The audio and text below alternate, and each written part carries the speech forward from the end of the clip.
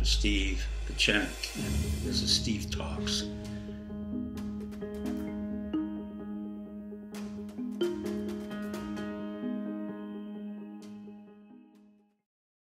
Hello, this is Dr. Pichenik.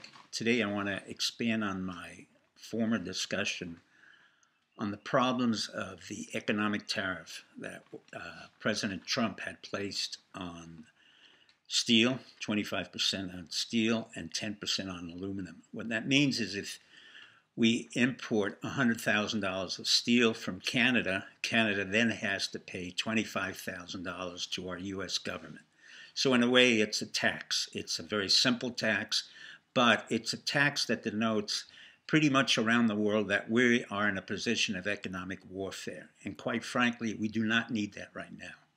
Our White House is not stabilized, our government is not completely stabilized, and our economy is becoming very erratic. The stock market has shown that it does not like this trade war and does not, in fact, want Trump to impose a tariff. In fact, the two stocks that I looked at, Nucor and USS Steel, as well as Icor, which is aluminum, all went down. And as Trump knows, his closest friend, Icon, who dumped over $33 million of Nucor stock, literally was forewarned by Trump, quite illegally, and then dumped it. That's called front running. In any case, I wanted to find out who was the genius that thought up this economic warfare. And it turns out to be a man by the name of Peter Navarro in concert with Wilbur Ross. Wilbur Ross, I've talked to about. He comes out of Goldman Sachs and Rothschild, who did bankruptcy turnarounds. But he's not exactly an international banker, although he was incriminated for illegal Russian dealings. But let's talk a little bit about Peter Navarro. Peter Navarro is a self-aggrandizing PhD from Harvard, a man who's had no business experience, a man who never created his own company, a man who never served our military, but instead went to the Peace Corps to make sure that he didn't have to get killed in the line of action. Why do I say that? Because Peter Navarro went right out and basically stated that there will be death by China, meaning that China will destroy our country, and eventually we, the United States, will have to confront China in a war.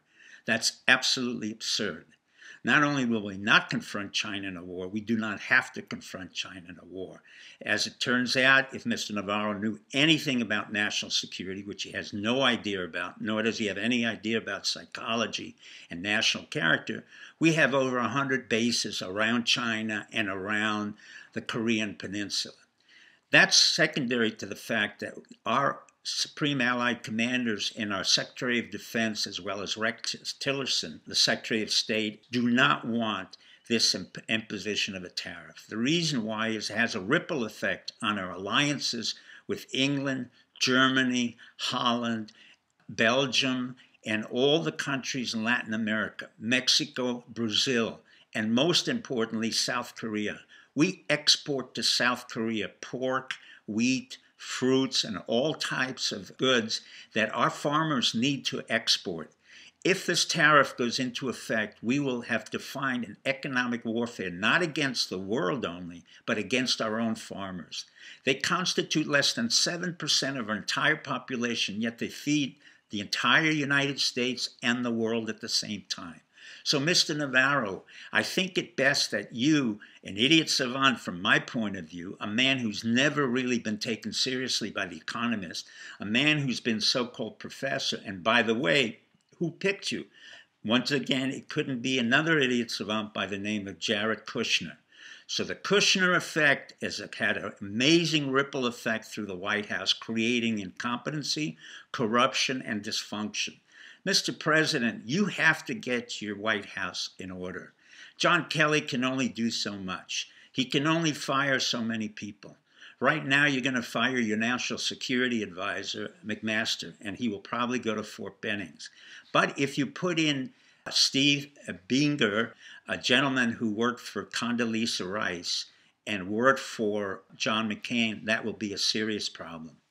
Let me end with Albert Einstein's famous rule. Genius and idiocy is differentiated by only one factor. Genius can go on forever and has its own limits. idiocy has no limits and can go way on beyond anything to do with limited genius. What we have now is rampant idiocy going through the White House and the government. It's time to stop it, Mr. Trump. Bye. Hi, this is Dr. Steve Pachenik, and this is Steve Talks.